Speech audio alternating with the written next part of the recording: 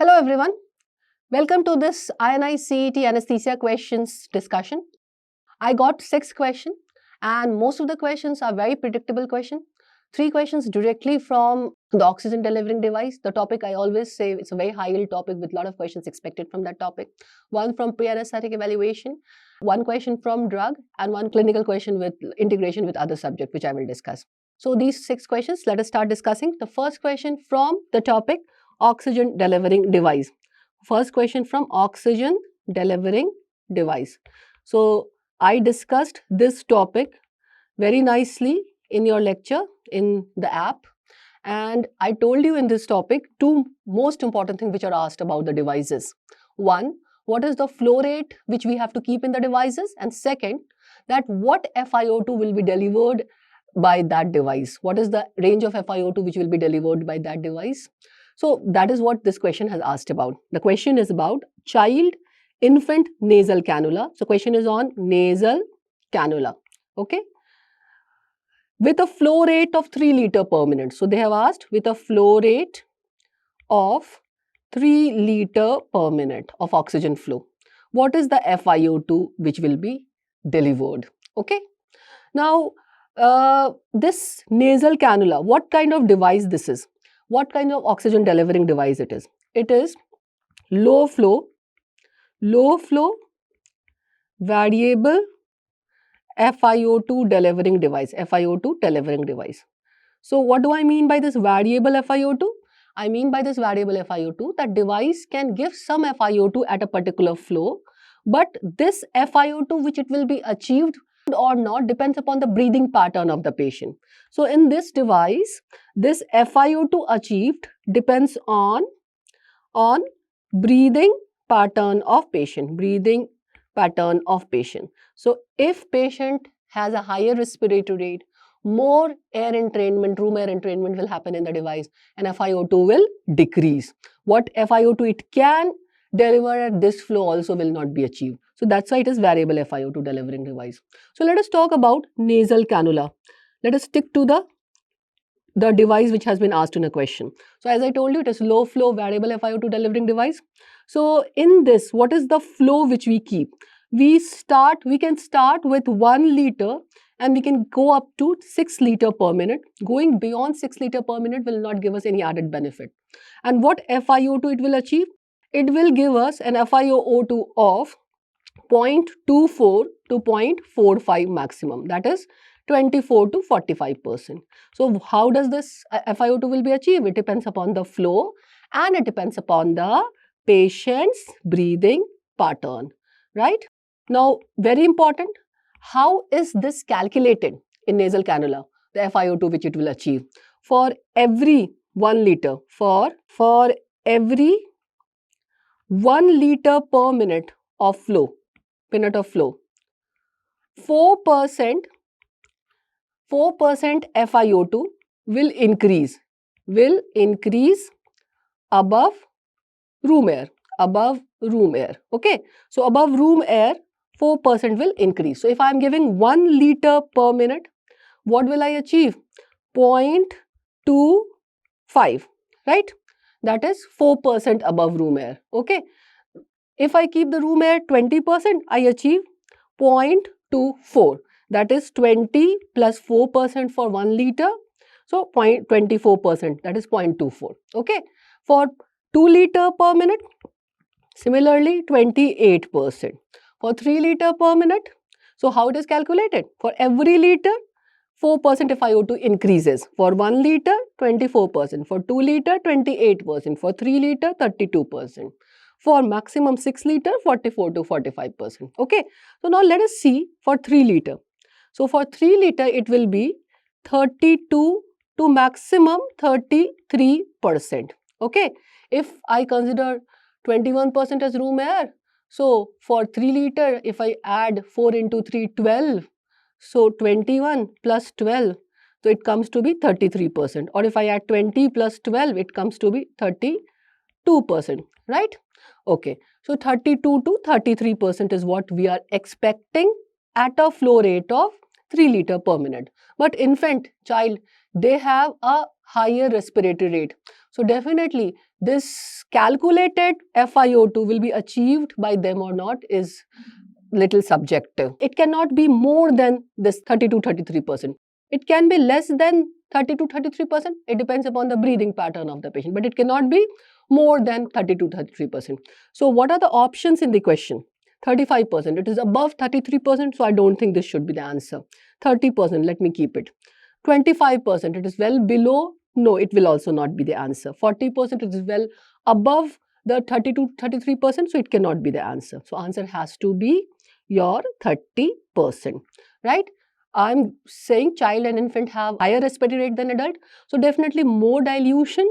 So definitely this 30 to 33% also may not be achieved. It will be little less than this. So 30% is a reasonable answer. I'm telling you, it cannot be more than 33%, right? It can be less, but it cannot be more. So if I am not getting this 32 to 33% in the option, I would go for the nearest low value, and that has to be 30%. Okay, so this has to be answer. Okay, next question. Very predictable question. Question from pre-anesthetic evaluation. So this question is from the topic pre-anesthetic evaluation. Again, in this topic, I have very well discussed in the app, and I told you 3 important things can be asked about in this topic: ASA classification, Mallampati grading, and pre-anesthetic order. These are the 3 things which are very commonly asked in pre-anesthetic evaluation. And this time the question was on ASA grading. So this ASA grading we do prior to surgery to assess the risk associated with surgery, right? And we, as I already told you, we have 6 classes: ASA grade 1 to 6. Okay, and this grading tell us about the risk associated with surgery from 1 to 2, 2 to 3, 3 to 4, 4 to 5, 5 to 6. The risk is gradually increasing. And this is not a uniform grading system. 1 to 4 is one type of grading system. 5 is separate and 6 is separate. Okay, 6 is comatose patient for organ transplantation. 5 is patient in whom surgery is the only option. Surgery is only option for survival. Only option for survival, no other thing. And 1 to 4, surgical condition and comorbidity is 2 different things, and we have to see that what risk the comorbidity is presenting on the patient. So what is ASA grade 1? ASA grade 1, healthy patient, that is no comorbidity, no comorbidity. So they are healthy patient, just have come to get operated for some surgery, and once it is done, they become disease free. ASA grade 2, mild disease with no limitation. So no limitation, comorbidity with no limitation. Okay, so mild to moderate systemic disease with no limitation, right? No functional limitation. Between 1 and 2, hardly there is any difference of risk. Now comes 3. ASA grade 3, which has been asked in exam. ASA grade 3, they say moderate to severe disease with moderate functional limitation. Patient is asymptomatic on normal activity. Patient becomes symptomatic on strenuous activity with moderate limitation of the activity. So this is moderate to severe disease with moderate limitation, okay, with moderate limitation. But this is moderate limitation, this is not incapsulating. ASA grade 4, severe incapsulating disease with which is a constant threat on the life of the patient. Okay, ASA grade 5, I told you, is not expected to survive if surgery is not done, right, with or without surgery. ASA grade 6, brain dead or comatose patient for organ transplantation. So let's come back on the question. So patient of class 3 includes mild disease? No, that is class 2. Okay. Moderate disease? Now, moderate can be class 2 or class 3. They have not mentioned, right, with what kind of limitation. So, let me see. Severe disease, right, and threatened to death. Threatened to death, clearly class 4. Okay. So, whether class 3, I would go for moderate or severe. We should go for the answer severe with moderate limitation. So, severe disease with moderate limitation. No limitation on normal function, but limitation on strenuous function, right? Mild to moderate, mild. Class 1, no comorbidity. No comorbidity. No comorbidity. Class 2, mild to moderate. Mild to moderate. Disease can be described as mild to moderate disease with no limitation, no incapacitation, nothing. Class 3, moderate to severe disease, right, with limitation, right, with limitation. Okay, and class 4, constant threat on life, So I would go for answer in this question severe, right, as class 3, because moderate is coming in both class 2 and class 1. So I would go for severe as the answer. Okay, so severe would be the answer for second question. Next question, again a very expected question. A high flow nasal cannula deliver how many liters of oxygen per minute? So first question was on conventional nasal cannula, that is a low flow device. Now this question is on high flow nasal cannula. This is high flow fixed FiO2 delivering device, right? So this high flow fixed FiO2 delivering device, right, they are devices which can give a very high flow and which can also give a fixed FiO2. The first question which I discussed, they give variable FiO2 depending upon the breathing pattern of the patient, and this device gives fixed FiO2. Okay, so what does high flow device give us? So high flow therapy is oxygen supply system. It's an oxygen delivering device which can give up to 100% oxygen. It can give from FiO2 21 to 100%. So it can give up to 100% humidified heated oxygen at a flow rate up to 60 liter per minute. So it can give flow rate maximum up to 60 liter per minute. We can start with 10 liter per minute. We can start with 5 liter per minute in this device. Definitely, we will always keep it above 10 liter. Then only we are putting this device, because otherwise we will use low flow devices. So we start with 10-15 liter per minute and we can maximum go to 60 liter per minute. Okay, so it can give up to 60. There are some devices which are coming in high flow devices which can give even more than 60 liter, but maximum HFNC give up to 60 liter per minute. So according to me, the answer has to be 60 liter per minute. So it can give 30 liter, it can give 40 liter, right? So they have asked the maximum in the question. The HFNC deliver maximum how many liters of oxygen per minute? Answer is 60 liter per minute. So what is the benefit of this HFNC, high flow nasal cannula? Now high flow nasal cannula can give high flow. If patient is requiring a high flow because of his increased inspiratory effort, the contribution of flow will decrease the patient's effort and will make the ease of breathing better. So it will decrease the inspiratory effort of the patient. Then it will give humidified patient. Again, it will increase the comfort of the patient. It can increase the mucociliary clearance, right? Because of heated and humidified gas which we are giving. It is giving high fixed FiO2. So there is no entrainment of room air in this. It will decrease the respiratory rate and it will offer a PEEP, positive and expiratory pressure, because of the positive pressure. And it will help in CO2 washout, right? It will decrease the dead space. So what are the benefit of this high flow nasal cannula? Number 1, it can give high flow up to 60 liter per minute. It can give FiO2 up to 100%. It will give heated and humidified gas.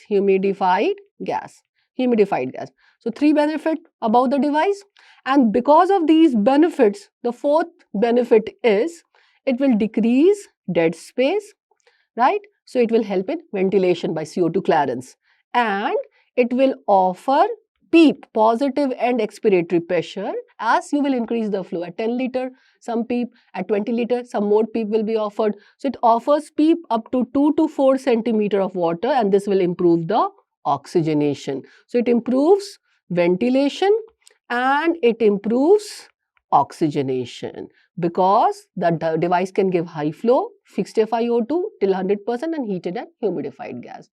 All this benefit has decreased the incidence of intubation in some patient in whom HFNC has been applied at the right time. So this is a very good device, very important device. Okay. Okay. Next question, fourth question. Now, child with severe respiratory distress with respiratory rate 90 per minute. All of the following should be done except, right? I mean, what is not to be tried in this child? Well, intubation. If the child has a respiratory rate of 90 per minute, intubation can be an option, but definitely first we will go for non-invasive ventilation, right? Positive pressure ventilation. Yes, the child requires the support of ventilation with such a high respiratory rate and respiratory distress. Okay. Bag and mask ventilation. Definitely we will start with bag and mask ventilation. Then if, let's say, we will support the ventilation by CPAP or something non-invasive ventilation. And if the child will not improve, we will go for intubation. So this child with severe respiratory distress and a respiratory rate 90 per minute needs support in ventilation and needs support in oxygenation, both. So it needs support in ventilation also, in oxygenation also.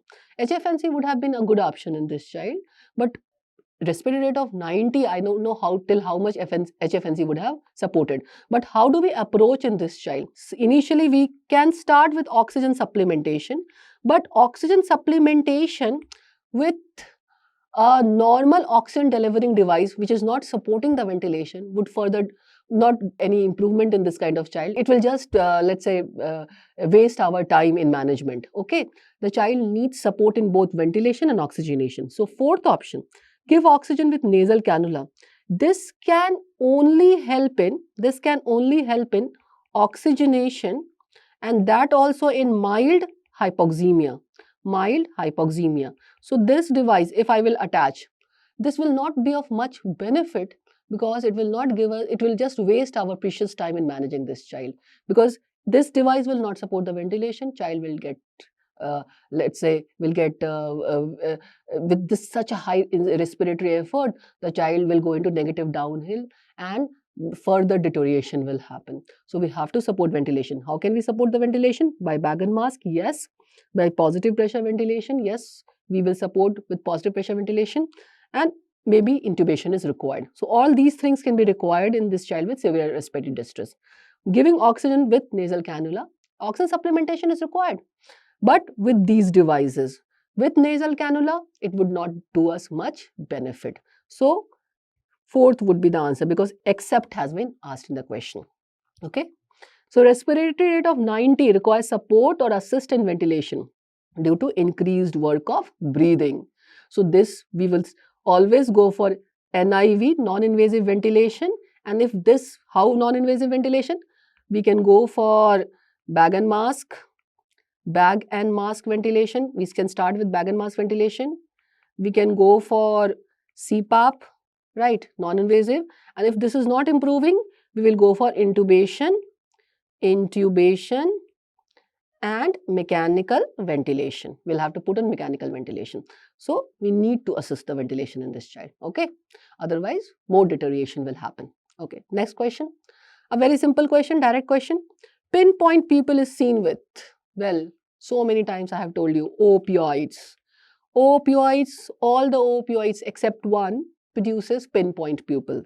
So opium would be the answer. Direct question. Opium would be the answer, right? So let us see the causes of pinpoint pupil. So remember 4 P's of pinpoint pupil. Opioids produces pinpoint pupil. So all opioids except pethidine, that is meperidine, which is like atropine, which has atropine-like structure. Pethidine produces pinpoint pupil. Okay. Pethidine produces mydriasis, not myiasis. Okay. Okay. Then organophosphate produces pinpoint pupil, right? Then pontine hemorrhage produces pinpoint pupil.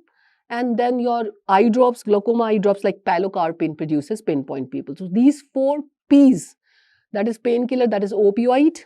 Phosphates, that is organophosphate poisoning patient, when they come with a pinpoint pupil. Then pontine hemorrhage, pinpoint pupil. Pilocarpine, that is the glaucoma eye drops, produces pinpoint pupil. Okay, so remember, opium produces pinpoint pupil. Okay, next question. A child with diaphragmatic hernia, all should be done except. So, oxygen by a mask, positive pressure ventilation, intubation, bag and mask ventilation. What should not be done in diaphragmatic hernia? We get a lot of cases of diaphragmatic hernia to get operated, right? To give anesthesia to these kind of patients. What we avoid in these patients? What we should not do? Well, if you see in diaphragmatic hernia, what happens? The stomach content goes into the thoracic cavity and it is pressing the lungs. Okay. So if we will increase their volume, then it will press the lung more. What does this bag and mask ventilation do? When we give bag and mask ventilation, then air goes through your esophageal opening, also through glottic opening, and it goes into the our let's say stomach also, intestine also, the air would go, and the air also goes in the respiratory tract through the trachea. Well, the air which goes into the gastrointestinal tract, into the stomach, it will inflate the stomach and the intestine, and these are present in thoracic cavity. They will press the lungs more and then we increase the hypoxia in the patient. Again, ventilation also becomes very difficult in these patients. So bag and mask ventilation is contraindicated in diaphragmatic hernia. So bag and mask ventilation is contraindicated, right? We always attach oxygen by a mask. We do intubation and then do positive pressure ventilation. But by bag and mask, we never do positive pressure ventilation in diaphragmatic hernia. This is again a very commonly asked question, right? So this you have to remember. This was our 6th question, okay? So these were the 6 questions which was asked, right? And very quickly, I will again discuss their answers. 6th question, a child with diaphragmatic hernia, all should be done except bag and mask ventilation. This should not be done. So pinpoint pupil is seen in opium. Then a child with severe respiratory distress with respiratory rate 90 per minute, all of the following should be done except. Well, nasal cannula oxygen supplementation is too little help for this child, so it is not done. Then HFNC, high flow, how many liters of oxygen it will deliver? Maximum 60 liter per minute. Then ASA grade 1 study class 3 includes, ASA grade 3 includes severe disease, right, with moderate limitation.